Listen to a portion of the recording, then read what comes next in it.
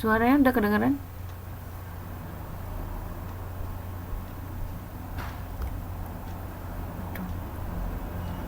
Sebentar ya, saya cek dulu di sini.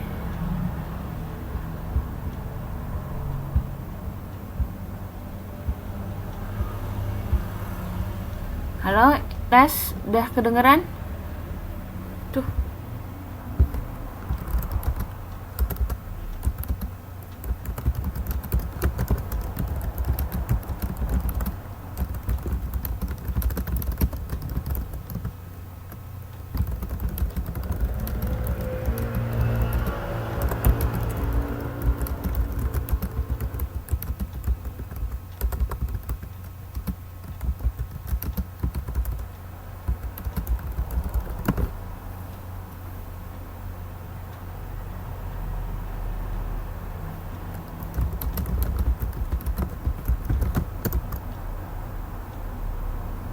Halo, suaranya ada kedengeran?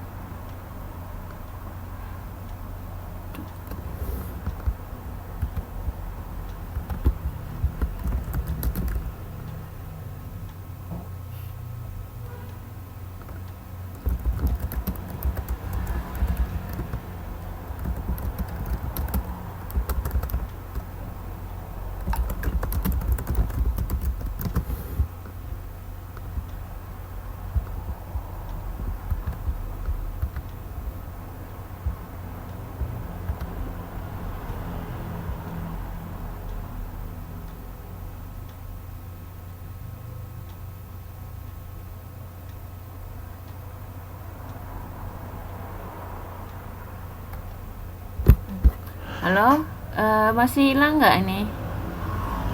1, 2, 3, 4. Halo? Oh, udah kembali ya? Udah bisa? Oke, alhamdulillah. Panik nih. Ya, ini buat jaga-jaga aja. Itu Skype saya tadi di atas, namanya Cikupunya. Cikupunya. Silakan di add aja nanti kalau tiba-tiba menghilang lagi ya suaranya. Terus pertanyaan Mbak Suartini ya. Jadi kalau untuk studi kasus boleh Mbak, boleh pengurus yang lama, boleh pengurus yang sekarang. Kalau pengurus yang lama itu memang tantangannya adalah mungkin kalau ngumpulin datanya ya, masih ketemu orang-orangnya atau enggak, masih di sini atau enggak. Jadi nanti disesuaikan saja. Kalau memang yang mau diteliti yang pengurusan lama, silakan aja. Berarti kan lebih enaknya adalah udah ada evaluasi ya, mereka sudah punya LPJ. Kalau sekarang ini kan masih dalam progres, nah mungkin tantangannya adalah gimana penilaiannya gitu ya. Oke. Ini lanjut lagi ya ke teknologi organisasi di modul 8. Nah ini terkait dengan organisasi yang bentuknya adalah perusahaan gitu ya. Ada perusahaan manufaktur, terus ada juga non manufaktur nanti. Kemudian ada nanti pengelompokan teknologi organisasi menurut salah satu pakar gitu, peneliti menurut namanya Thomson. Kemudian teknologi dan performance organisasi, sama penelitiannya dari Aston. Nah ini maksudnya teknologi itu apa sih gitu kan. Kalau udah bayangin teknologi adalah langsung sesuatu yang complicated gitu, sesuatu yang rumit itu. Tapi di sini definisinya adalah teknologi itu ada pengetahuan, termasuk alat-alat, ada teknik dan kegiatan yang digunakan untuk mengubah input menjadi output gitu ya. Itu namanya teknologi. Kalau saya langsung bayang teknologi itu biasanya alat-alat itu ya, alat-alat canggih gitu. Nah ini memang teknologi itu meliputi seluruh proses transformasi ya. Jadi proses dalam pekerjaan-pekerjaan di dalam suatu organisasi. Organisasi di sini perusahaan ya tadi. Perusahaan baik itu nanti menyangkut mesin, kemudian pendidikan dan keahliannya karyawannya, terus prosedur kerja yang digunakan dalam melaksanakan seluruh kegiatan. Terus kalau tadi teknologi organisasi itu kalau khususnya dia di suatu perusahaan yang banyak bagian-bagiannya yang kompleks gitu ya, ada berbagai macam departemen atau divisi. Nah itu biasanya nanti tiap tingkatan bagian itu bisa saja ada teknologi yang jenisnya masing-masing ya berbeda-beda gitu. Nah, ini diklasifikasikan atau digolongkan menjadi beberapa oleh Woodward. Jadi dia menggolongkan perusahaan tentang menurut jenis teknologinya, kemudian diukur dengan kompleksitas teknis dari perusahaan manufaktur yang digunakan di setiap perusahaan. Nah, dia membaginya menjadi 3 ya. Yang pertama itu jenis 1 tentang pembuatan produk tunggal atau dalam kelompok-kelompok ukuran kecil. Ini disebut sebagai teknologi craft gitu ya, atau kerajinan. Contohnya workshop, terus bengkel las, terus ada yang macam-macam lainnya tuh, kayak saya kebayangnya kalau craft tuh langsung kerajinan semacam ukir-ukiran gitu ya. Memang dia nggak memproduksi secara banyak gitu. Kemudian yang jenis kedua itu adalah produksi massal atau dalam kelompok ukuran besar. Ini disebut sebagai teknologi mass product. Jadi memang yang bikinnya langsung banyak-banyak gitu ya. Contohnya ada bikin mur baut, ada ukuran-ukurannya tertentu. Nah ini kan beda ya sama tadi yang sebelumnya teknologi craft. Kemudian yang jenis ketiga itu ada namanya teknologi continuous process. Ini maksudnya prosesnya tuh berjalan terus menerus ya, tanpa henti, dan memang dalam proses teknologi tersebut itu sedikit atau mungkin tanpa campur tangan pekerja. Nah ini biasanya mesin lah yang bekerja. Contohnya itu misalnya penyulingan minyak mentah.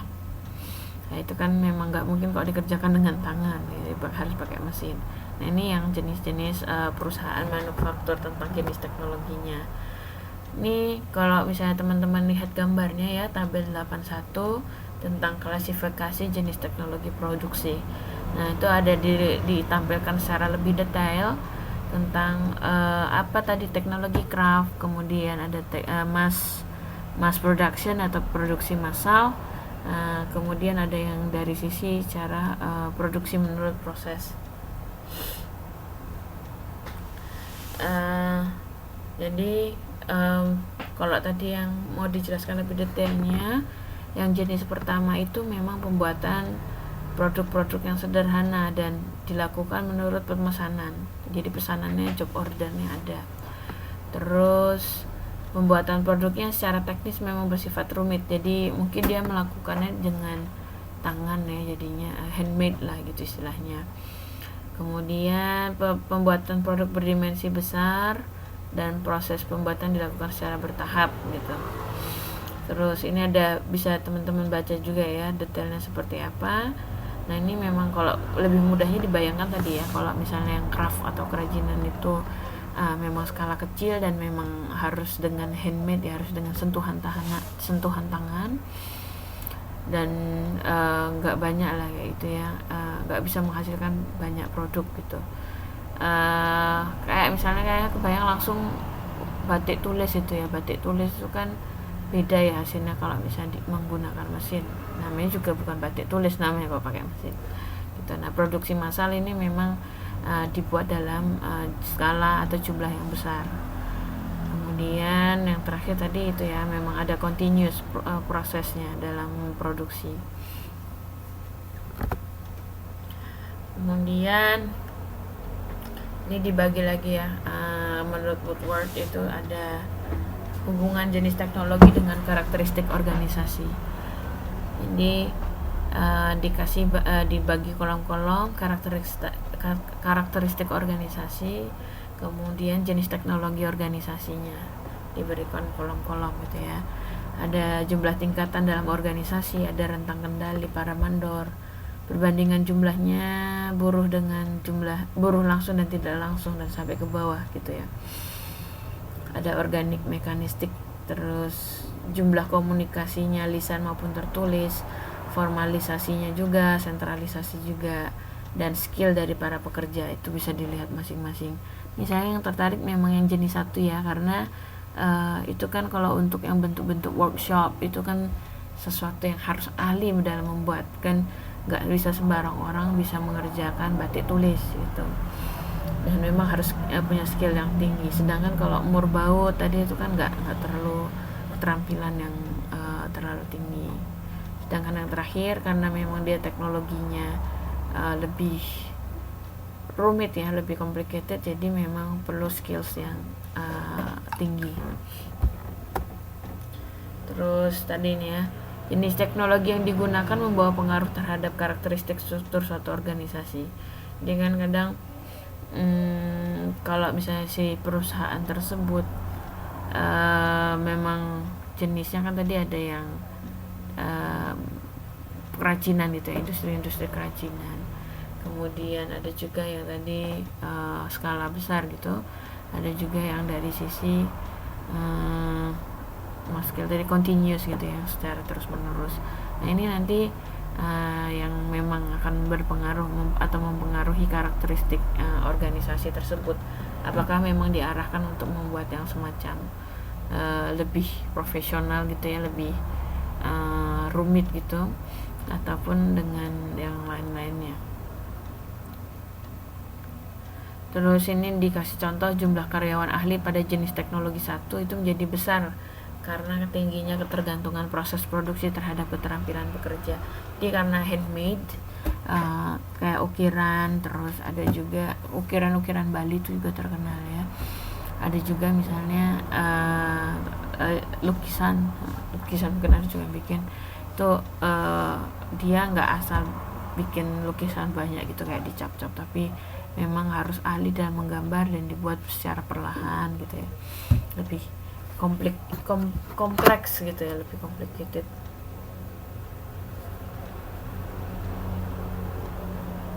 Oke. Terus teknologi dan performance organisasi.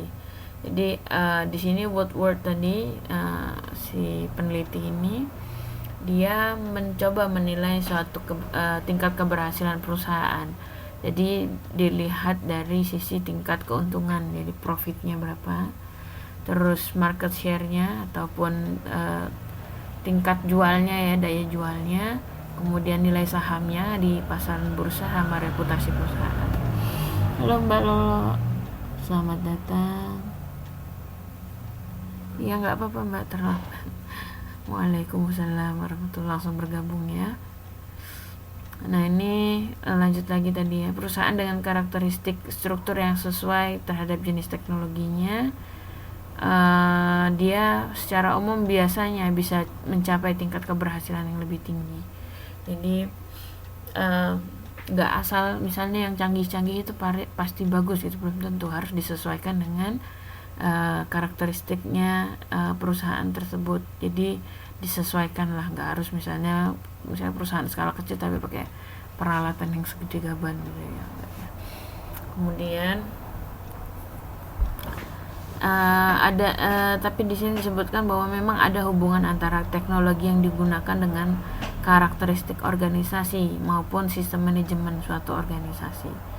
Jadi harus tahu nih kalau memang perusahaan itu perlu alat-alat mesin gitu yang non-stop segala macam, ataupun misalnya dari yang perusahaan-perusahaan lain gitu, dia bisa secara jelas gitu ya melihat bagaimana hubungannya dengan sistem manajemennya gitu. Jadi memang harus disesuaikan. Nah ini ada dibuat suatu teori ya, prinsip ketergantungan atau kontingensi. Ini tentang karakteristik organisasi, kemudian ada juga manajemen maupun keberhasilan organisasi, itu ada faktor ketergantungan, salah satunya teknologi. Nah ini selanjutnya tentang perusahaan non faktur gitu ya, bukan pabrik. Nah, ini disampaikan oleh James Thomson. Jadi organisasi merupakan sebuah sistem terbuka dan teknologi organisasi merupakan cerminan dari kondisi lingkungan organisasi maupun jenis kegiatan internal yang terjadi dalam organisasi gitu. Terus si Thomson ini membagi teknologi organisasi menjadi 3 jenis gitu ya.